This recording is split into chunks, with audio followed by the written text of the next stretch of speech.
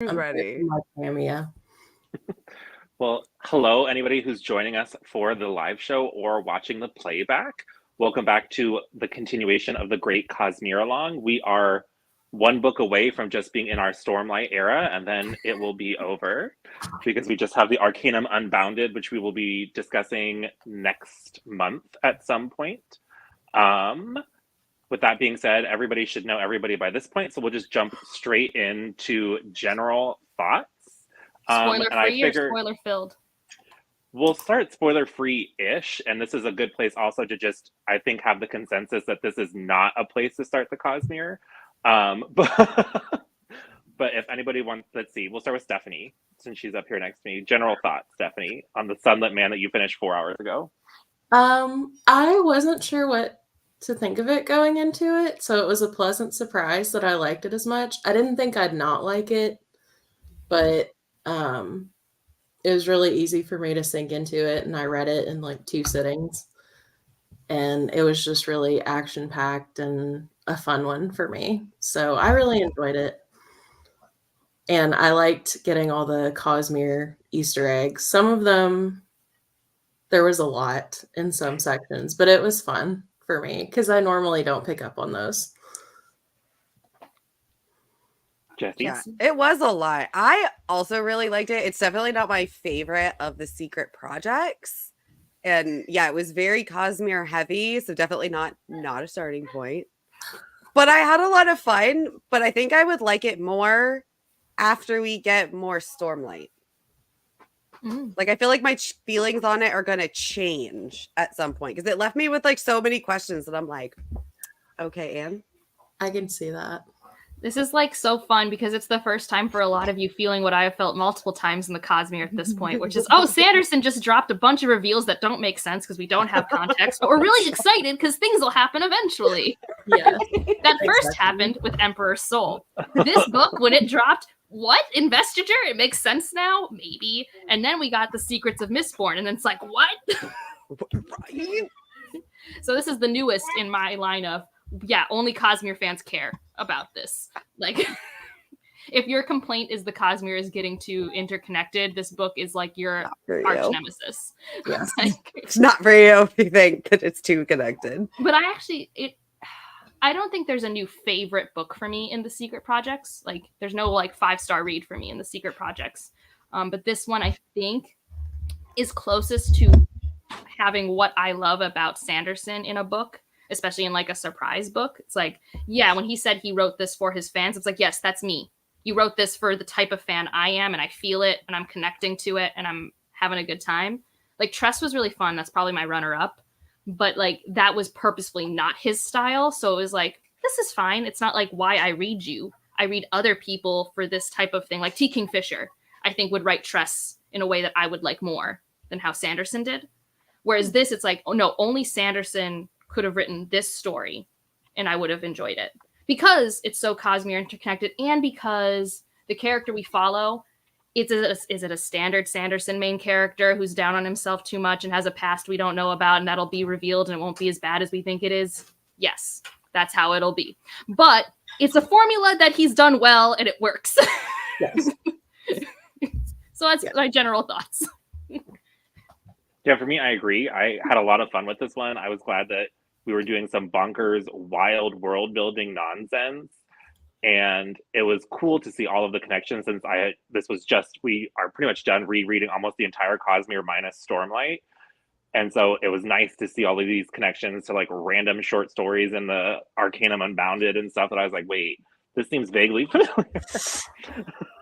And so I think it was really cool. And it's also kind of exciting to see where it's going to go because as somebody who doesn't tend to like more technology-based fiction, so leaning more sci-fi, it's good to see that there is still going to be enough of what I consider to be like his magic to feel magical with the technology. So it was like a nice little like teaser that like everything that I know about like the magic on Scadrial is not going to just be gone because we have tech now.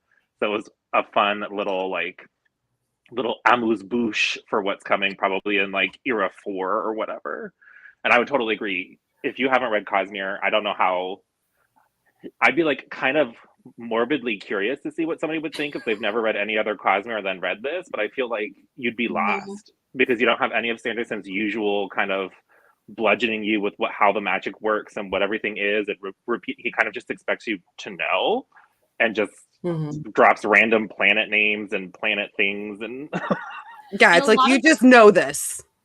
And a lot of the catharsis does come from stuff that you remember happening in other places, like with the reveal of the main character. If you read this without having read Stormlight, you have no guess as to who they are. I guess you're given a planet name, but like you have no clue. Whereas you've read Stormlight, you're like, for me, I didn't go on the 17th shard or whatever. I'm like, I'll be told eventually blatantly by Sanderson who this person is. But I was like, yeah, I think it's that person in Bridge 4 or something. Like, I'm like, I don't remember him having this type of spren, so I'm definitely still confused. And I don't remember him touching a Dawn shard, so this is definitely far future. But like, because I had context of what even those words meant, I had some footing. Yeah, absolutely. So, I don't know. But I don't know if any of you guys have seen Eternals. That's the MCU movie everyone loves to forget or hate. But like, that's how I always... I haven't seen it yet.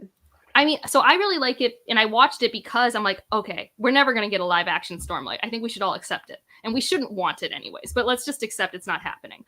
That's what it would look like, though. That kind of future tech magic where it's like, you know, some things don't quite make sense because the magic fills in the gap of where the tech can't do it, but the magic is also fueling the tech. Like, that's how I imagine future fantasy, which is a subgenre of fantasy we have, like, no books on. So it's like... I don't know. Yeah, I thought the technology and the magic together was really cool. That really held my engagement a lot too. Because like you said, sometimes he kind of beats you over the head with it at some points, but I thought it was a good balance in this one. Yeah. So the transition, so this will now be spoilers for this book and any other spoilers people want to talk about. If people want to mention any kind of Stormlighty related spoilers, this is like just full spoilers everywhere. Spoilers everywhere. Whatever you want to talk about. Everyone here has read everything, though, right? Like, yeah. Okay, cool. I couldn't remember if everyone had read Rhythm of War. And not that I think I'm talking about anything there, but I don't know. I was just making sure.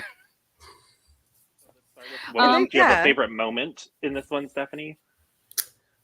Ooh, that's hard.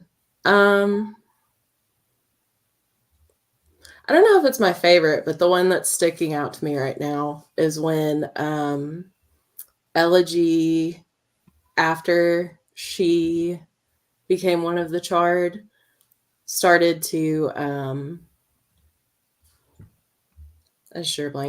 when after she had that talk with Nomad / blah blah blah, and she joined him in the fight and was like checking herself and keeping herself in control. I thought that was a really cool moment. And I also loved, even though it was really sad, when Ox was like, just the final thing, let's do this. And then he was so sad, but it was so touching. Right. That was probably one of my favorites too, was when Ox like sacrificed himself. And like when all the shard plates started like returning and he's like getting it back and you're like, it's something like, it's just like one of those moments where you're like, oh my God. All it makes me like, I know everyone has their doomsday scenario for Stormlight 5, but it truly, I'm not ready for whatever's going to happen to Syl. I'm really not ready. Like, I don't think Kaladin's going to die. I think something's happening to Syl and I'm really not ready for it. I feel like if Kaladin died, everyone would riot anyway. Yeah. I would actually accept. I think that's almost too easy. I don't think that's going to be emotionally effective enough. Right? Yeah. Kaladin living might be sad. Kaladin living separated from his powers, unable to protect. Yeah, like that's... Because, like, we barely know Ox, but, like, I liked Ox's affectation of talking in the third person. I thought that was silly. I think it can be overdone. Like, I think in Malazan, there's characters that do that, and I think it's overdone. But I think here... Friggin' Creppa. There's another one, too, who's like a priest in Deadhouse Gates who does it, too. Yes. It's great. But I think in this case, it was obviously a coping mechanism and made sense. Like, I don't know, it kind of worked for me. But like I just felt bad because like it takes us so long to figure out why this happened, and like the idea that they're like, I wanted this to be a book so badly where they would be healed, like they would find a way to heal. And I was really hoping for that the whole time. I know. And then it was like, no, he's dead. And it's just but since you already took those scenes, one that I thought was funny was when he was talking to Hoyd, Wit, whatever. I just thought that was like, it's like, dude, get away. Like, I don't like you right now. Right. And I'm like, I need to understand the context, but that's like thousands of years in the future or something. I have no idea when this is. It's for sure. Or when he approached him and he initially was like, Cal? Like, and what does that mean if he thinks that was Cal? Does that mean he thinks that's the spirit of Cal? Does that mean Cal did live? Like, what's the context of that? Did Cal like disappear? And then he's like, wait, he's back? Like, does Kaladin look like Hoyd? Or is Hoyd now pretending to be Kaladin? Who knows? There could be many things.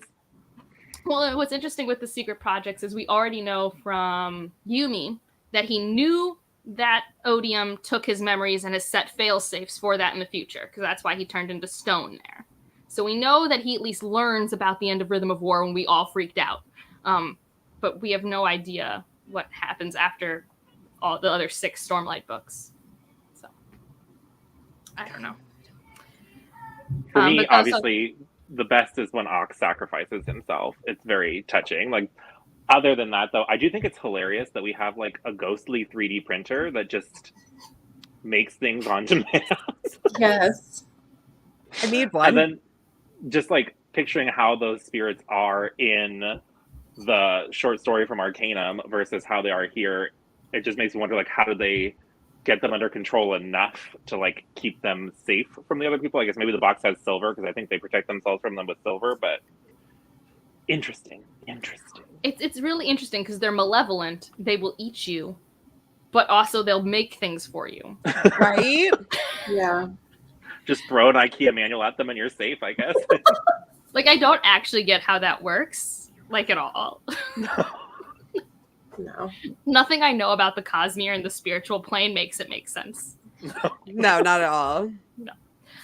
Did you guys get the sense? So, like, I remember I was reading the acknowledgments, or I was reading somewhere that I think he knew that this was very plot driven. That was what he was striving for, and it was supposed to kind of have Mad Max Fury Road energy. Did you guys get that?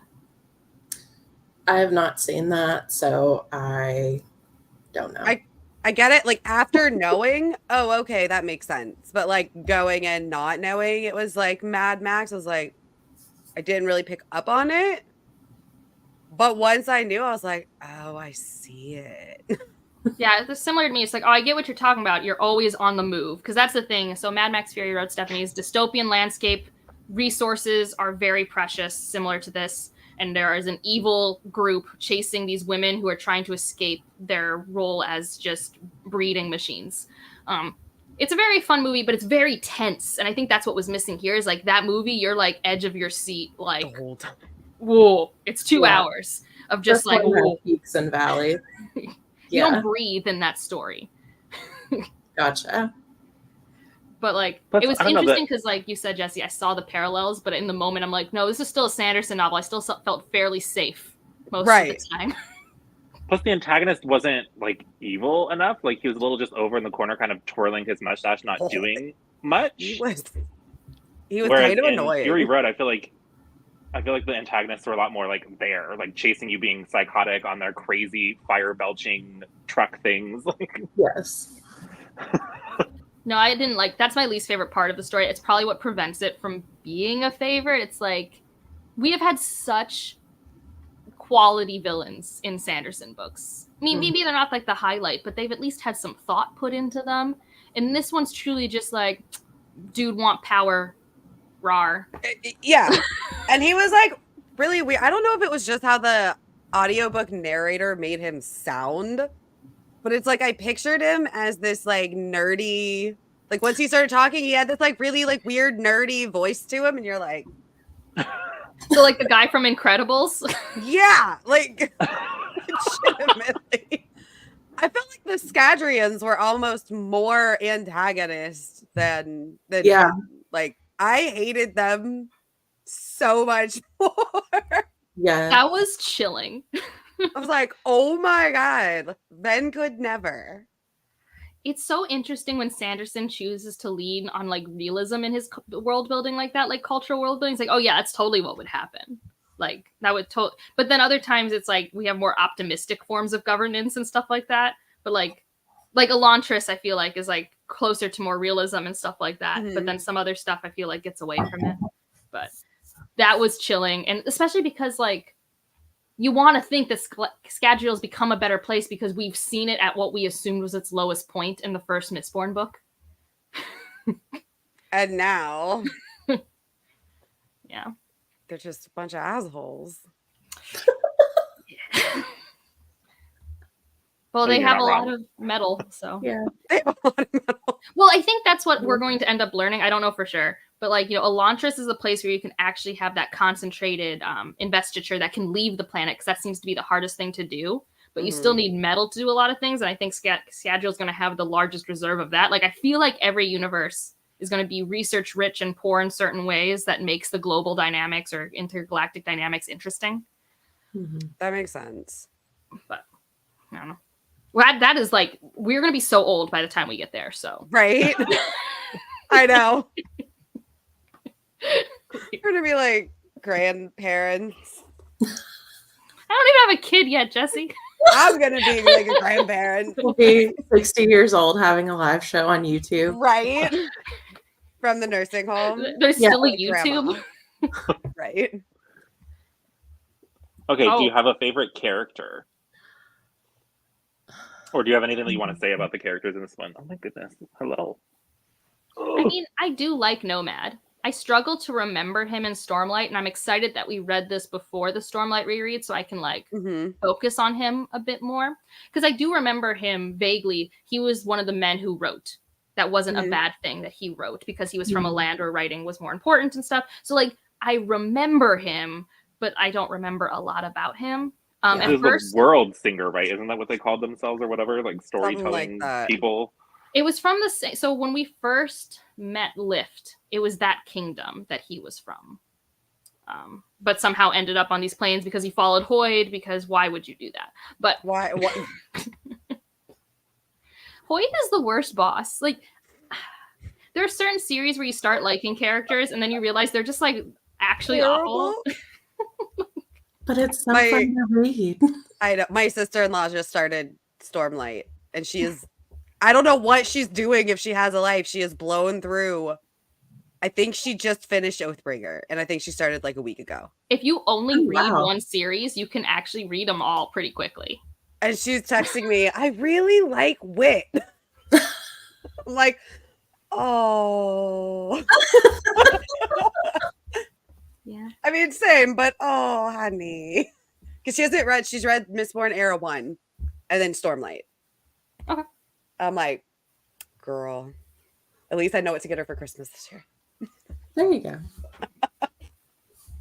I do think I was nervous initially with Nomad, especially because of the Secret Project. So we have in Secret Project 2, which is not a Cosmere, and we didn't discuss it all together because it's not a Cosmere. We've got dude with amnesia who has like an inferiority complex and can't remember why his life is the way. Like, I don't know. It's like this classic trope of the dude who like thinks he's shit, and it's actually very obvious he's probably a very attractive dude with skills and who's fine. Like, right, like you're normal.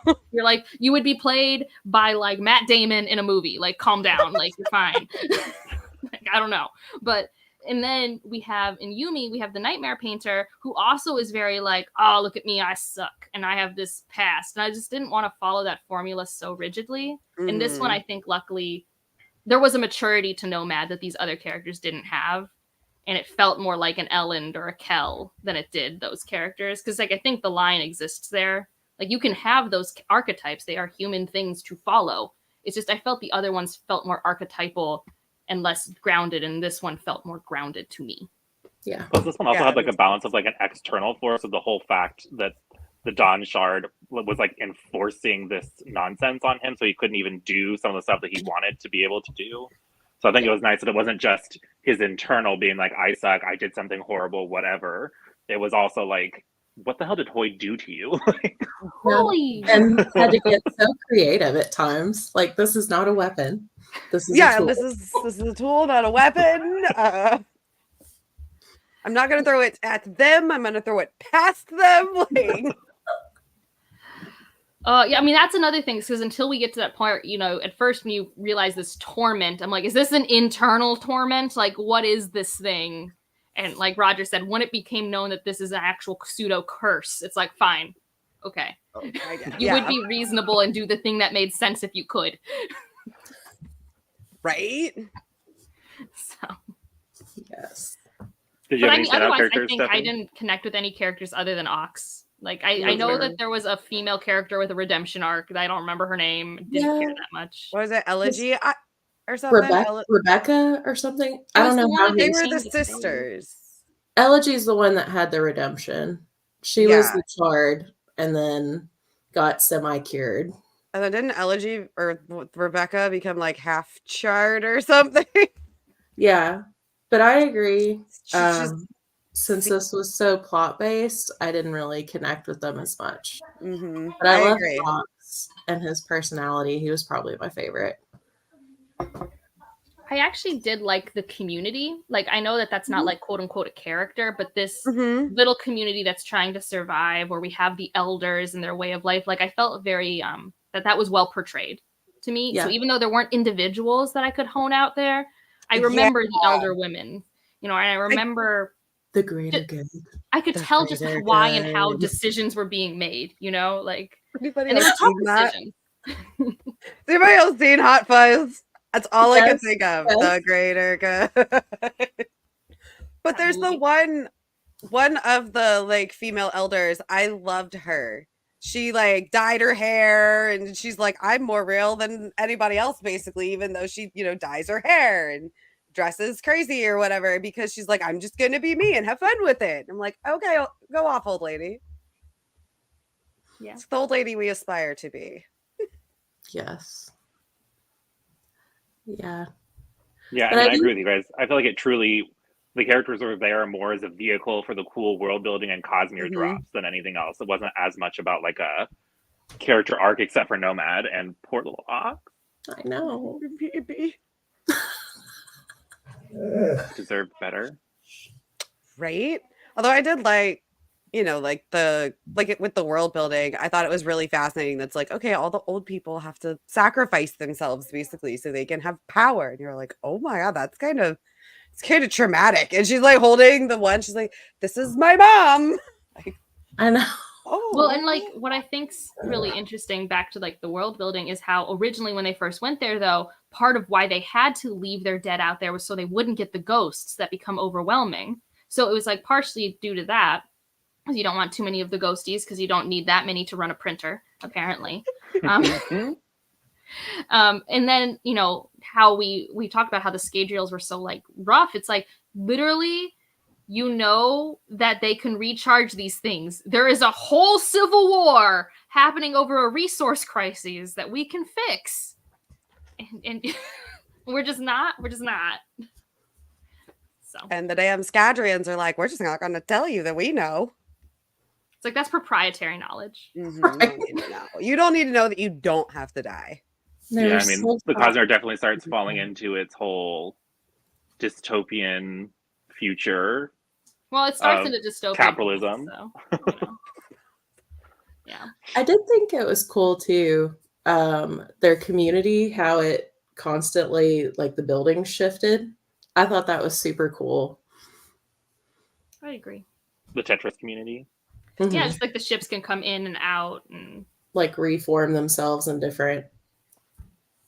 I don't know. That was just a cool visual while I was reading it. I think it would lend itself really well to like visual. Yeah, like a Blade Runner style with all the colors. Yeah. No, it was stunning. Like this was like, I mean, especially like the internal flap of the fancy book. It's like, yeah, this land, because it's you know, you have the plants growing so fast and then they're burning and then there's the storm. Like, and like I really liked. This was a fun scene when Nomad didn't realize that the storms here were fire. Yes. Yeah. He's like, He's oh, like, I can handle a "Storm." storm. I'm from Roshar. No. No, you can't. You can't. You didn't tell me it was fire. Oh. It's like, well, and that's just such a classroom. And like, you think he would know because he's a world hopper, so he knows how cultural disconnects happen. Right? Like, he should have asked some questions. Granted, he saw some rain, so I guess maybe there's that. But like, we all know what happens when we assume things. Oh, I did also like. I think sometimes we can use fish out of water trope a little too flippantly, but I did like the whole he didn't have enough breaths or whatever to make connection for a while, and so it was just like, am I there yet? What do I have to do to have the language? That was also a nice scene though when he became connected, so he's connected to 2 planets now completely, which is like just symbolically sweet, but it's also like I don't know what that means because connection is obviously an important part of investiture and everything that we don't quite understand yet. Yeah. We've been given hints as readers how important connection is, but it's like probably one of the more abstract thingies. Like we know it's important for language, and we saw that in Mistborn Era 2 initially. But I don't know. Oh yeah. Or the scene that just reminded me when they all like gave him a little bit of their heat was so sweet. I do like that he rejected Rebecca, whatever her name was. I was just saying Rebecca because she was like really hard leaning into that. Okay, it's gonna romance, like random, and he's like, "Do you know how old I am?" I am so old. So she's like, "I don't care. You're not that," and he's like, "No. I am old." And it was very obvious that this character romance was not solving his problems. Not at all. Like his problems, I don't even know if this book solves his problems. At least he has a little more connection somewhere. I don't actually know where Nomad goes from here. Poor kid. I guess he can leap to a new planet, being chased by these things. The Night Brigade, like. Yeah. I will say I was not expecting him to leave as abruptly as he did. I was expecting more of like a resolution with all the other people, but I'm not mad about it. It was just, I was expecting more of a drawn out ending.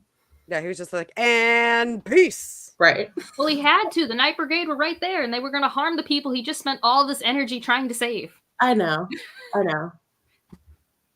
So, like I said, I'm not mad about it. I was just, it was very like super abrupt. Mm-hmm. Well, I mean, I think, Rodger, what you had a tab for critiques. That's like one of my things is that like all the Secret Project books are too short for me. Like, I mean, they're not short books. They are normal size books. But like, I think Sanderson, when he's allowed to be verbose, works for me in what I like about Sanderson. So like, I think when he's trying to be tighter, it doesn't work for me. Because then he chooses to cut out the things that I'm like, no, but that was essential for me caring. Yeah, I didn't feel that way so much about Tress, but that was more of like a fun, cozy one. But this one, I definitely would have enjoyed it being a little bit longer and getting a lot more of the world building because the world was so cool. Yeah. And like, especially when it's written for Cosmere fans, because Cosmere fans like his long ass books. Like, right. Yeah. Cosmere fans are like, give me 1,000 pages. And like this kind of does read like it's a little bit longer than the novellas between the Stormlight books. So I guess in that line of projects, it's fine. But I think most people, you know, Edge Dancer and Dawn Shard, most people would be like, I would like a little more. Maybe it's like, you know, it's like more answers, please. Maybe not with Edge Dancer because then I'd have to be with Lift longer. But you know what I mean. Yeah. But like, I guess for this one, I get that the whole point of it is it's like we're spending like 3 days doing this thing in and out. There's no room for downtime, but I also kind of disagree with that just because like, has anyone here watched Pacific Rim? Yeah. Like, I love that movie with my entire being, and that is a movie that's very much like we're getting things done quickly, but there are moments of calm and quiet where you're with the characters and you get that platonic bond that's starting to form. And like, I just feel like there's a way to do it. But I think when Sanderson envisions how tight a plot-driven narrative has to be, he does not linger there. And so I'm sad. And I'm like, well, then add the 100 pages back. Just put it back. Yeah. I don't know. So that's one of my critiques. Anybody else? Stephanie, Jessi, any critiques of this one? I would, mean, I agree with wanting it to be longer. yeah. Yeah. But also, I mean, it's not really a critique because, like, I get it. There's like so many questions that I feel like I should know the answer to, or like that it's like you feel like you should have known the answer to. And he's like, oh, well, when stuff happened, and you're like, but what stuff? What happened? Who is the Night Brigade? What did Hoyd do to you? I need so many answers. I feel like I left with more questions than anything, and I don't hate that. That's why Like, I say it it's more makes like me an excited. amuse-bouche. Yeah. But it's still like, okay, and give me more. Yeah. I think my biggest critique would be that like none of the characters felt fully fleshed out in a way that I would care about them a whole lot, besides Nomad, which on one hand I understand because it lent itself to like the breakneck pacing, but like Angela, I feel like you can have breakneck pacing where the stakes actually feel heightened if you take those small moments and make me care about the characters more, because then when they're in danger, it's way more visceral than it ever kind of felt in this book. Yeah. And I think what Sanderson typically does, because he has a formula, and I think he knows that, and I think he was trying to break his formula, where we have a really slow-paced intro to a book. Like the first 300 pages are molasses, and you're spending a lot of time with characters, and they're not doing a whole lot. But then the last, 200 pages is a little maybe too fast. But because you had that slow time at the beginning, you're a little more prepared. And we don't have that here. Like, he's like falling out of the sky and people are being burned in the sun. Like, instant. Yeah. Within the first like 5 minutes, you're like, whoa. Well, and I think it would have been more memorable too if the characters had more distinct personalities. Like, especially the crew when they were all on their mission. I feel like they were kind of interchangeable, except for maybe like Zeal, because he got more page time. Or like even Rebecca felt kind of like, I know she was coming into her own, but she didn't really have much of a personality either, or at least a memorable personality. Well, and this is why like action movies can work with me for where action books don't, because you can have sweeping music, and music can make up for a lot of stuff that I don't have, because the music is telling me how to feel, and I am more than willing to be emotionally manipulated in that way. Like I'm here, but a book, it can be a little harder for me because I'm not as easily emotionally manipulated in a book. So that makes sense. Yeah. Also, to the point of the Wuxia influence, I mean, like, it's totally fair. And like, I totally get that he's doing a project that couldn't become a favorite of mine based off my taste. But I think it does just solidify to me why certain books of Sanderson's work better for me than others. Now that I've like been rereading them, and like Elantris being king in your heart forever. It's up there. Like, even why won't he go back? Like, that's actually his best cultural world building. How did he peak there? like I know world building wise he does a lot of stuff, but culturally speaking, it's the least archetypal. It has the most thought into economics and like consequences of religion. How did we peak there?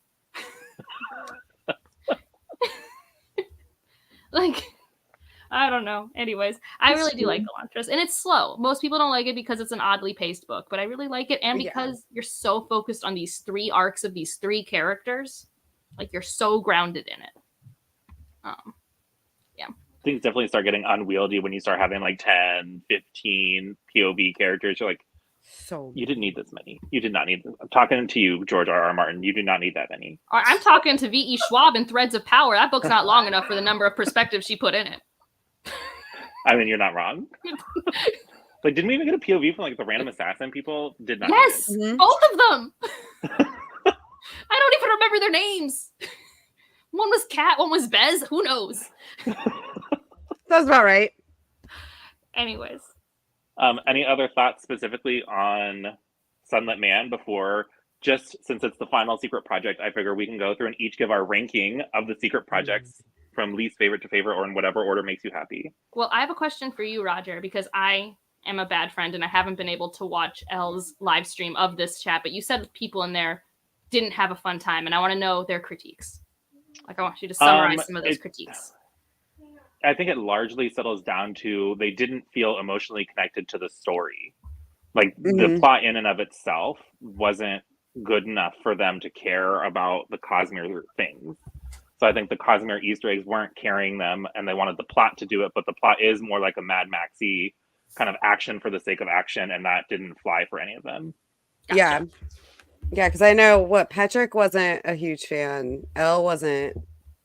Elle, I'm not surprised because she's such a character-driven reader, Yeah. and this is not a character-driven book, really, by any stretch of the imagination. I'm surprised I liked it as much as I did for how plot-driven it is. So we all know, like, that's not my bread and butter, like at all. Oh, and I think it's because the community was strong enough. Both, yes, both, because I have both things can be true. That was like truly my last chance with Schwab. I have so many thoughts about that book. I do not like it. I'm liking it less and less the more it sits in my brain. Aww. Cassidy Blake was better than Fragile Threads of Power. What'd you say? Sunlit Cassidy Blake, her like middle grade series was better than Fragile Threads of Power. Wow. I mean, I like Cassidy Blake. I do too. But I also haven't read Threads of Power. I've only read her adult books, except for Audie LaRue. I haven't read that one, but I'm not going to. So I think you'd hate it.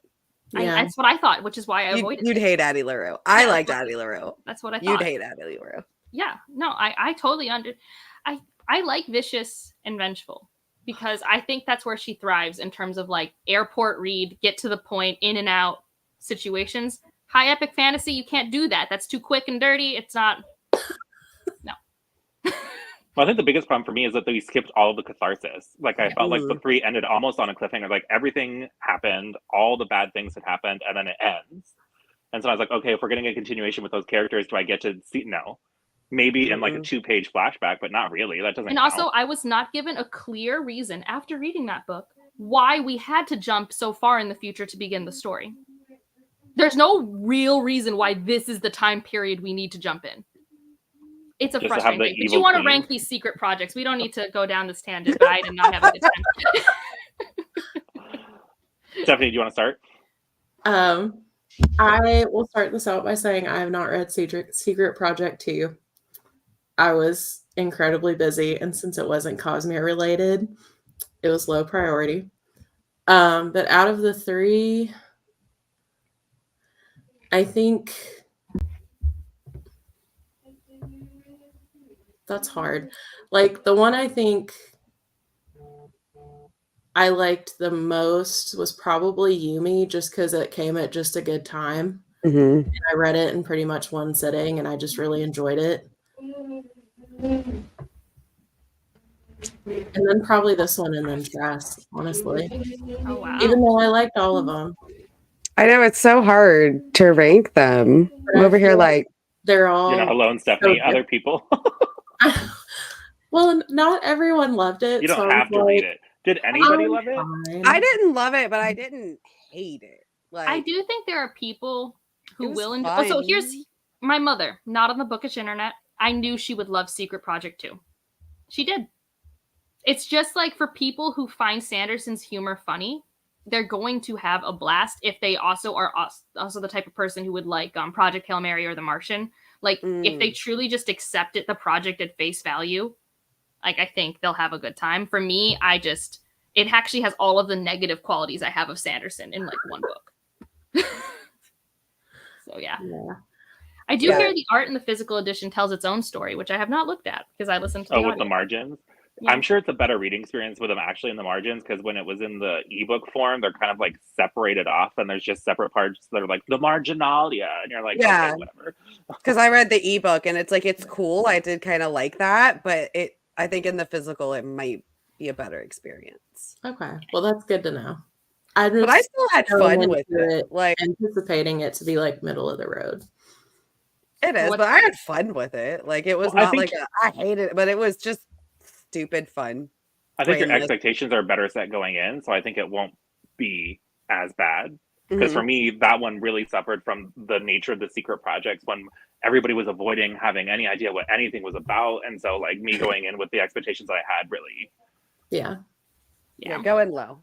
No, I mean, it definitely works for that humor, and I think for me, I've read Sanderson's sci-fi. Like a lot of people haven't read some of his sci-fi short works. Like they haven't read Legion, they haven't read Snapshot or anything like that. Some people have, but a lot of people haven't. I have. I like those a lot. And this was just, and like unlike Rodger, like I kind of knew going into it. I was like, oh, okay, we're in medieval England, but this is a sci-fi book. Let's go. Like it felt, and then it was like, stop trying to be Hitchhiker's Guide to the Galaxy. I haven't even read that book, and I know you're not being that book. Like, we need to stop. There's only one Hitchhikers. There's only one. Like, I've seen the movie, so I understand the tone and the project of Hitchhikers. Yeah. So what's your ranking, Jessi? Mine would probably be Tress, Yumi, Sunlit, and then Frugal Wizard. But that's so hard. Like I go back and forth on like Tress and Yumi. I think I like the Hoyd narration. I like the Princess Bride. Like I love the Princess Bride. So one of your spawn is behind you. I see him. Hi, buddy. Oh, your hands are cold. My number 4 is the Frugal Wizard's Guide. I mean, I legit, it's less than a 3-star for me. Like, it's an actively not an amazing reading experience for me. Like, so what first person narrations have you read by Sanderson, Stephanie? Have you read any of his young adult? I've read Skyward, and I really like it. In Spence's head, Spence is very melodramatic, very chip on her shoulder. Really, like, she is coping with things in a very neurotic way. Yeah, and that's fine. That's how brains are. But, like, you know how, like, he does it a lot? Like, a lot. Okay, so our main character, I don't know what his name is. Is it Jason? I have no clue. Whoever this guy is in this book. Is his name Jason? Is his name Jason? Because the irony.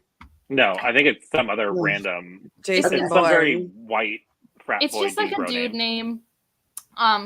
He has this thing, and he doesn't even know why he has this thing because it's an amnesia plot, where he must rate things like he's on Yelp. Like, legit. Oh, God. And he does it so much. This tree gets 2 stars. Would highly not recommend. It's very uncomfortable. It does truly. not provide good cover. And like there is some minor character Literally. catharsis payoff on this whole ranking nonsense. But he also has done this with his main character in the Reckoner series, where all he does all day is think about metaphors and how funny they are, which they're not, because he's a 13-year-old. But so again, this is more, I cannot read a first-person point of view book by Sanderson. I just can't. Like, I think Legion's the only one that worked for me, because I don't even know what Sanderson's brain's like, but it must be a very neurotic place, which is fine. We all have weird brains. But I think when you're writing, there's realism and hyper-realism, and then there's, you know, making it so it's palatable, and we've crossed that line for me. So that's why that's number 4, is I hate that first-person thing. And it's just, it's so derivative. It's not even, like, unique in, like, a Sanderson way. It's just, like, you've read that story before. Like, you've truly read this story before, even though it has, like, a weird, like, multi-dimension sort of thing. But, like, otherwise, you've read it or seen it or something. Number 3 is John. Yumi. It was John. I had to look it up. His name was John. Jesus. Wow. But it was said in the synopsis, it's like Jason Bourne base. So, you know, Jason makes sense too.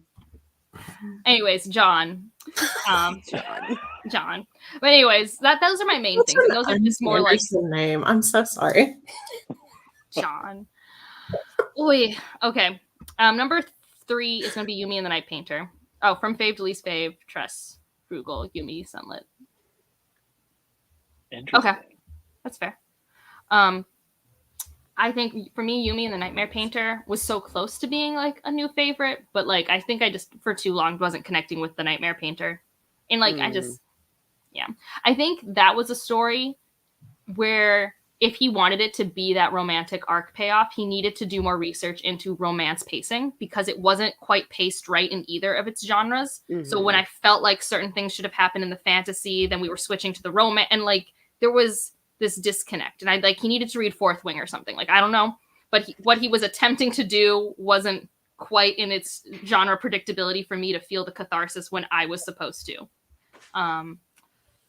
2 is Tress, because I think for me that would have been better without Hoyd's narration. Not that it was bad, It's just that like I thought Tress was so cool, and I didn't get to know her the way I could of other characters like Vin or Serene or anything like that, because it was told by Hoyd. So Yeah. and then Sunlit Man, I just think it was the most Cosmere of them. Like, and it had that cool eco world building. I'm a sucker for eco world building. Like Yumi almost gets an extra point because it's like this planet's bonkers. Like I don't know what's happening. Yeah. Buying trees. And that's part of the reason I love that so much. It was so crazy. Oh, and yeah, that's his why I like eco-world building Sunlit a is lot. so cool. Yeah. All right, that's my ranking. Rodger, what's your definitive ranking? Because this is the true ranking. All of ours don't matter.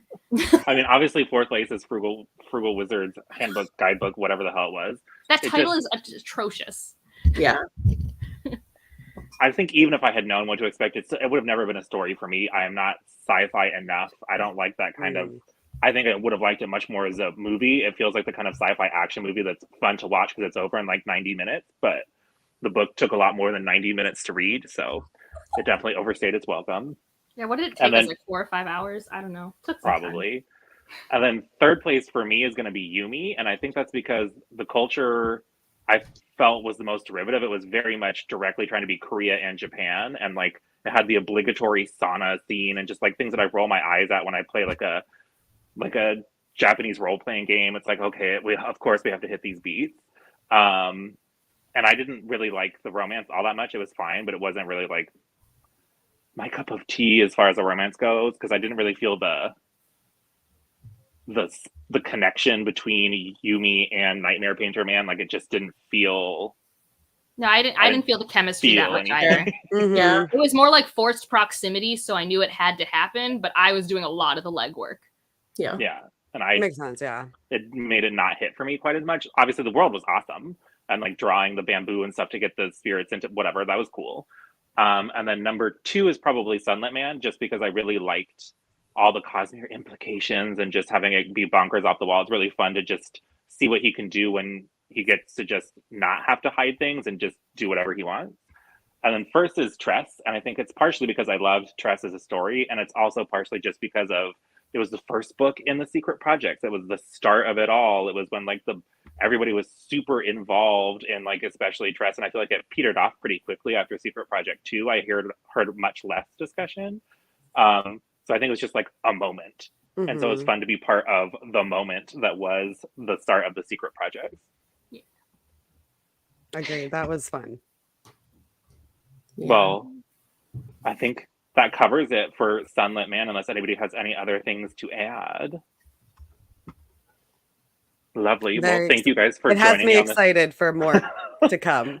Thanks for joining me on this lovely Sunday afternoon. And just a reminder, we will be doing Arcanum Unbounded minus Edge Dancer next month. So if anybody wants to mention anything from Secret History or Secret whatever, they can.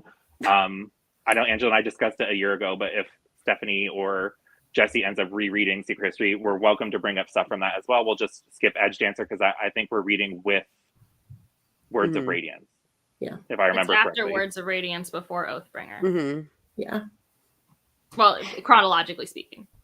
Yeah. But we won't be discussing any. We'll have a nice little break after we do Arcanum, and we'll be discussing Way of Kings in, I believe, February. So people have a decent chunk of time. I also wouldn't be surprised if we didn't discuss Arcanum until January, because I have a prediction the holiday season is going to mess with us. Agreed. Probably. I'm also, We'll see what happens. like, yeah, we'll figure it out. We're gonna We have talk- high Stay tuned hopes. on the social medias. The Yeah. information will be there. It'll happen. It will happen.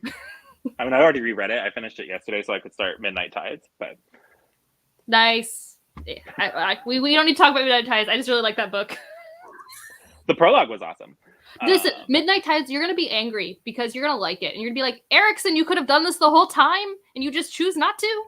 I already felt kind of like that in whatever book 4 was, because we actually had like a nice full arc of the characters, seeing where they started, where they went, and then where they fit into the modern narrative. And I was like, why didn't we always do that? He did it Context on purpose matters. because people were like, he can't write one singular point. It was just such a pissing match. Anyways, we don't need to talk about more. That's another tangent. And thanks, everybody. Bye.